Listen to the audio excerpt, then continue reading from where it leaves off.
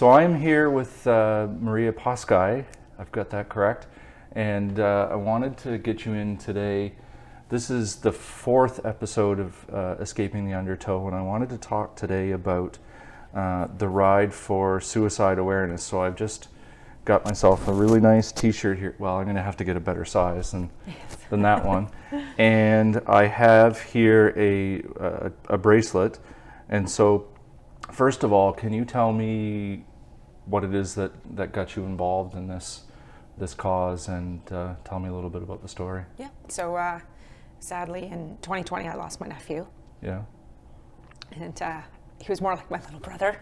Yeah. And amazing guy. And he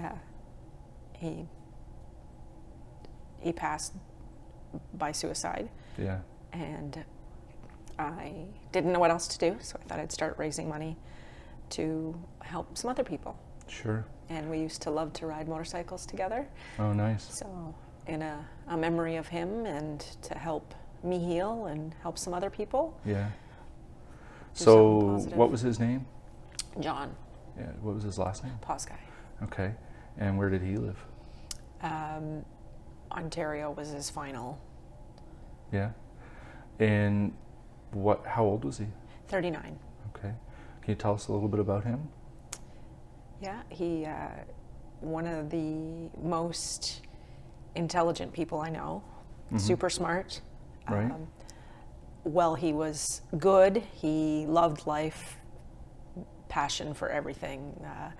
Loved to motorbike ride, loved to play hockey, loved to do lots of things. He was an engineer, very, very intelligent. Mm-hmm. And he was sick for a few years. Sadly, a few different things happened. Mm-hmm. It's not just one thing that happens, it's a series of events. What kind of things were? He was going through a custody battle, so he hadn't seen his girls. He has 3 daughters, hadn't seen his girls in quite some time. Mm-hmm. And I know that was breaking his heart. Yeah. And so that was very difficult for him. And he pushed most of the family away. Mm-hmm. There was only about 3 of us that were left that he would still speak to. And I actually went and got him he was living in Quebec at one point, and I went and brought him from Quebec and brought him to the Chalmers Foundation. Mm-hmm. For some help, which is where the money went last year. Okay. In Fredericton? Yes. Okay. Yeah. And was he able to get help at that time? Or? He was. We had to wait around most of the day to see someone, but we did.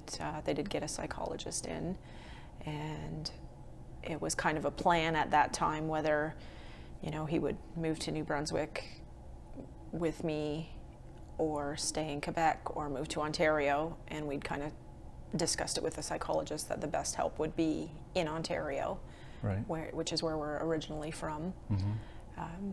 So he was getting some help and speaking to people, but sadly, 2 days before, he was renting his house out in Quebec and was robbed. Oh. So they stole the appliances and everything. So I think that was That kind of pushed things. the push. Yeah. Yeah. I mean, you can't just say it's one thing. It's a series of things, but you just never know what someone's going through. Yeah. Did people know, at the time, those people close to him, that he was really kind of in dire straits? I did.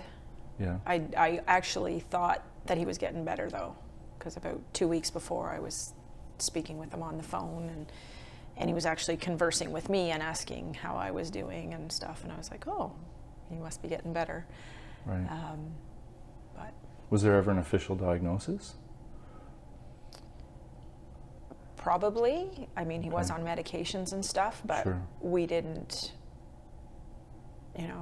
talk about a whole lot in depth, I guess. Right. Because at that point he was back in Ontario and I was here, So it was just, every week kind of, hey, how you doing sort of thing. And would he be your brother's boy? Yes. And how's the rest of the family doing? It's tough, eh? Yeah. Yeah, I don't wish them on anyone. Yeah. When did you start the ride for suicide prevention? So last February 4th Mm-hmm. of 2021 was the 1-year anniversary. Okay. And that's when I knew I needed to do something. Right. And so that- tell me a little bit about what kind of reaction you're getting when you're out talking to people and doing things. It's a lot of different reactions. There's people who are in my shoes, so they understand the hurt and the pain. There's also people who, including myself, have struggled with mental health Right. for quite some years. So it's nice to know that people are trying to help. Mm-hmm. It's really been a positive thing. Right. Out of a crappy thing. Well, I mean, that's essentially the only thing that you can do. Right. Right. And you get something really terrible, and you have only a couple options, and one is to make something very positive out of it and try to Exactly. impact other people. So tell me a little bit about the first. So this is your second annual. Right. Coming up, and what's the date of this one? September 10th, which is actually National Suicide Prevention Day as well. Perfect. And so tell me about the first event, like how many people showed up? So I had no idea what to expect. I've never done anything like this before. It was, right. And not knowing a lot of people in the province. So basically, every weekend I'd just be out trying to sell 50-50 tickets, and then of course with the whole COVID and all that, it was challenging, but it was just getting out and talking to people. And I'm a very emotional person, and last year was a lot of healing. So it was a lot of healing for me to be able to talk to people and know that we were going through the same thing, or they understood how I felt, because you feel so alone when you're Right. going through it, and you're not alone. What kind of other stories did people tell you when you?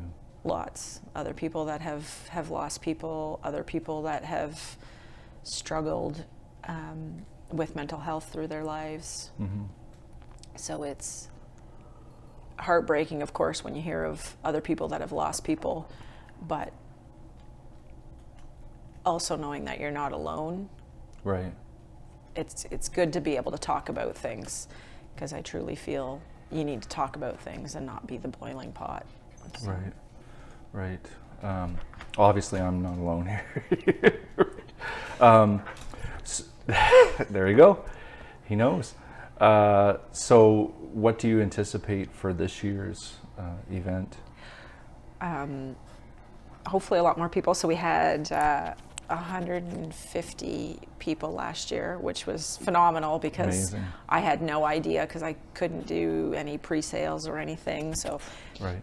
I didn't know whether it was going to be 5 people or whether it was going to be 150 people. So it was amazing, and the support was just heartwarming and healing. And it was great. It was a wonderful day. There wasn't a cloud in the sky. It was perfect. And we raised $6,100 last year, and it went to the Chalmers Foundation. Right. Yeah. And every year I'm going to move it around to a different place, always, to support mental health. So this year it'll be going to the New Brunswick Military Family Resource Center. Excellent. Yeah. So this year we hope to have even more people and raise even more money and awareness. They're going to have a guest speaker, Gregory Zed. He's a suicidologist, which I didn't Okay. even know was a thing until this. Me neither. A suicidologist. So okay. he's going to be our guest speaker. And yeah. Good. Well, that's really good. So, where are you starting it from, And then where are you going to? So we're starting at J&T's this year, which is where we started last year. But we're also going to finish at J&T's this year because it was a lot to have to move all That's up in Florenceville? No, Or that's here in Woodstock. J&T's? Power Sports on Where is it? Holton Road. Okay. I was thinking Jacksonville, but Yeah. okay. Yeah. And then you go, how far are you going to go? So we're going to go to Heartland. Okay. So we'll take this side of the river up to Heartland, go across the covered bridge, and then depending upon which road is better on how we'll come back into Woodstock. Right. Well, that's amazing. It's interesting. I'm sure you've heard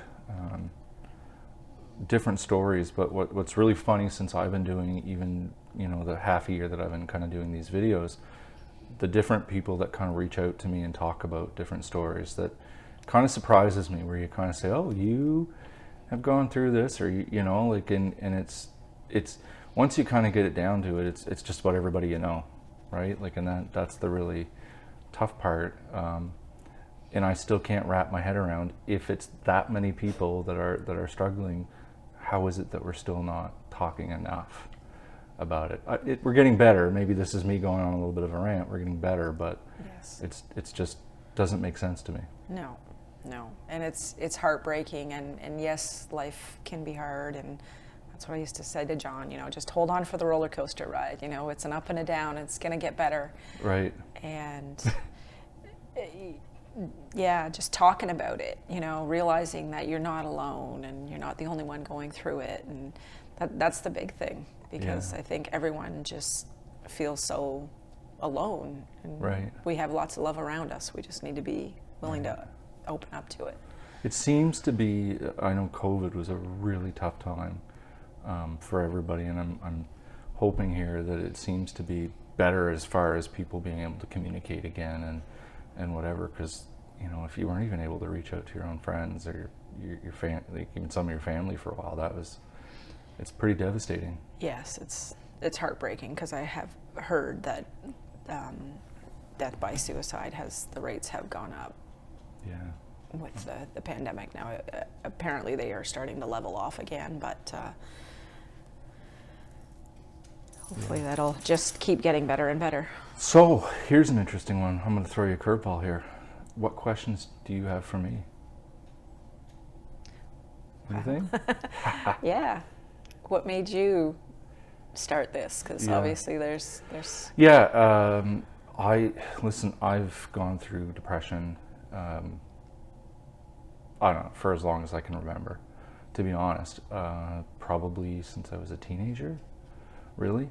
I've known multiple family members that have gone through serious mental illnesses. Some close people that have passed away. I had a couple friends from law school who passed away. One I'm sure was a suicide, one was questionable. And I think I just reached a point like a couple years ago where I just got so frustrated with hearing another story. It was almost like,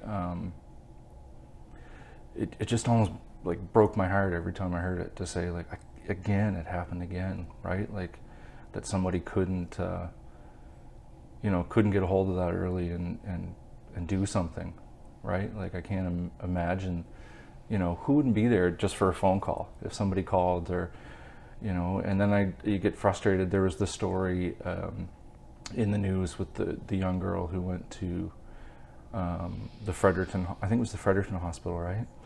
And, went in, they said they were going to find a psychologist or psychiatrist, basically discharged her, and then she committed suicide. Like, I just, you can't stand for that kind of stuff.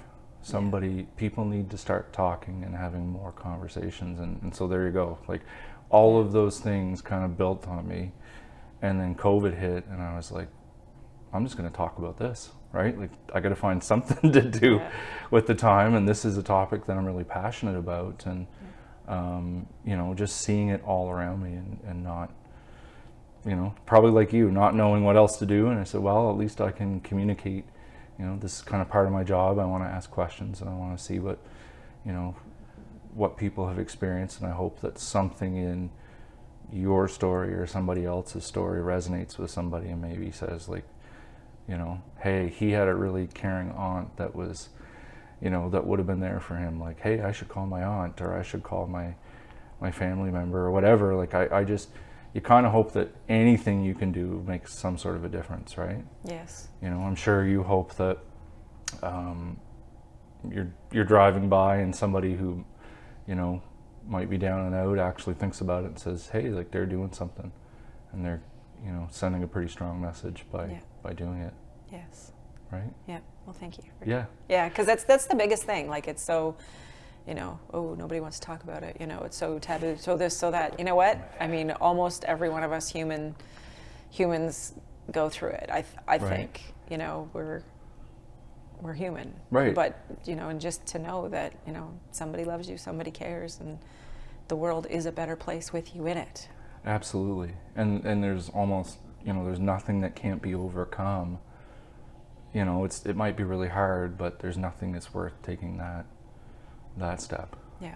And that's kind of, you know, so I really thank you for taking the time to talk to me about this, and I'm going to get this, what size is this? A medium? Okay. I just grabbed one. Like I said, I got lots in my car. I'm going to put this one on now. Yep. And that has the 1-800 and the text number inside it as well. Perfect. For help.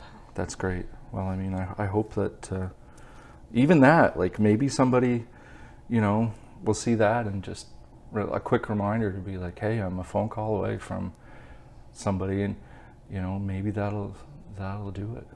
Yeah. I know I'm not being naive and thinking that that's going to save everything, but all we can do is try. I guess so. Yeah. Thanks so much. Yeah, thank you. And I just want to finish with one thing. And sure. Just always be kind, because you never know what someone is going through. And that one little thing might push them over the edge. We don't want anybody over the edge. Yeah, like a smile could make a big difference. Absolutely. Yeah. So thank you. So always be kind, because you never know what someone else might be going through. Right. That's pretty good advice. Awesome.